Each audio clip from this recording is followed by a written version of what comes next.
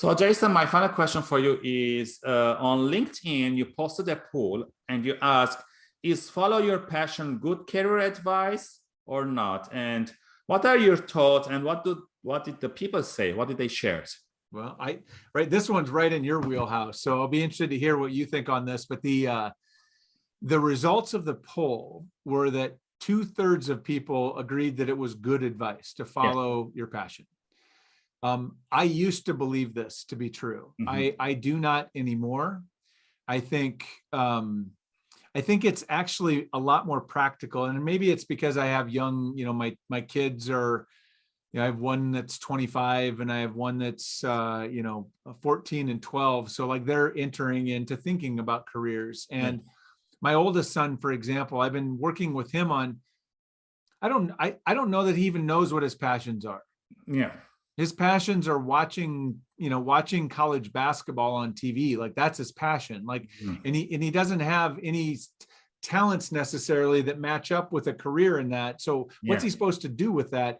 And I think it's much more valuable to say, rather than follow your passion, follow your talent and follow your purpose, right? Understand, what are you good at? Where do you have abilities? What do you have? And where you can create value, right? More naturally, where you can use your strengths and talents to create value. And then how can you connect that to something that feels meaningful to you? Yeah.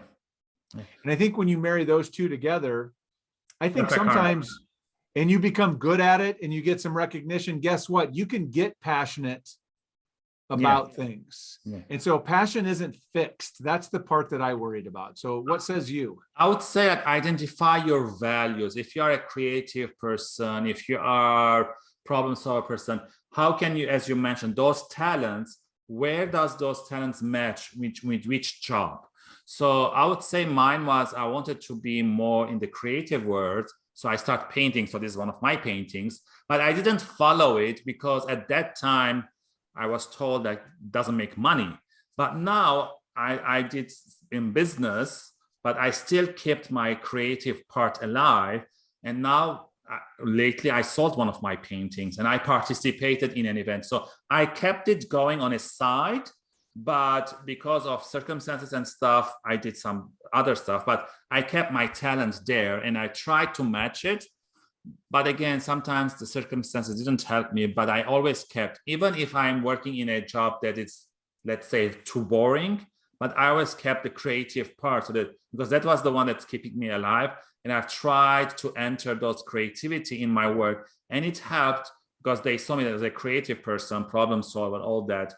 And it gave me a venue to breathe, because I needed that creative part to be. But I'd like to know that from you in terms of how can people identify their passion then? So we know their talent, what they're good at. There's a lot of assessments they can do, but in terms of passion, so how can people identify what they're passionate about? That's a really important question. And I'm not sure that I know, I'm not sure I know a perfect answer for that. I would say the closest thing that I've come to that was, and I'm sure in your world this is big, but one of the things that really cracked my perspective open on my own career was the book, the What Color Is Your Parachute book, right? One of the greatest career books ever written. We all read that. We all read that. And in that book, I remember there's this section in there about, it's not just what are your interests, but like, what are your favorite interests? Not just what are your skills, but what are your favorite skills? And I think that's a really powerful lens to use. So I don't know about passions or what even that means. I think passions are what are the things I'm interested in or that I like to do that has an extra boost of that I would do for free, I guess. Maybe that's the lens.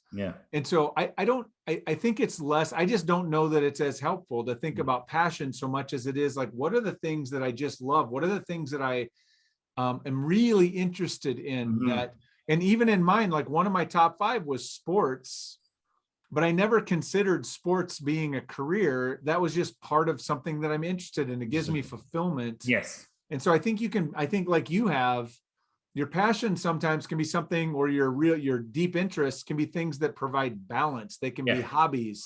Yeah. And sometimes turning your hobby into a job is actually a really bad idea, because it can take some of the fun out of it. Yeah.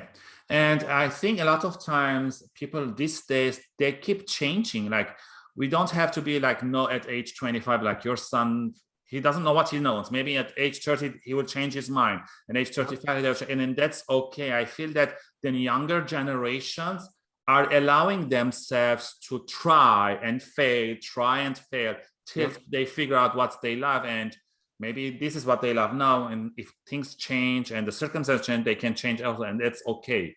Absolutely. Experiment. I mean, I had a lot of jobs early in my career, and I'm grateful for that, because I did a lot of things. I started a couple nonprofits. And it was some combination of all that stuff that helped me figure out, like, this was my calling, right? This is what I was supposed to be doing.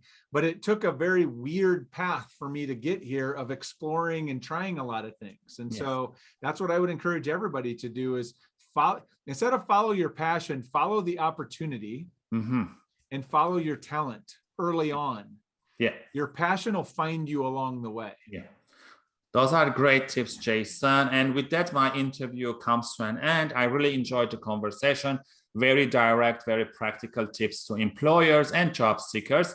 Again, for the audience watching or listening, if you have any other tips in terms of passion, identifying values, or how you can mix them, please leave them below. And tune in next time for other great guests I'm preparing for you guys. Again, Jason, thank you very much. And let's keep in touch. Bye, everyone.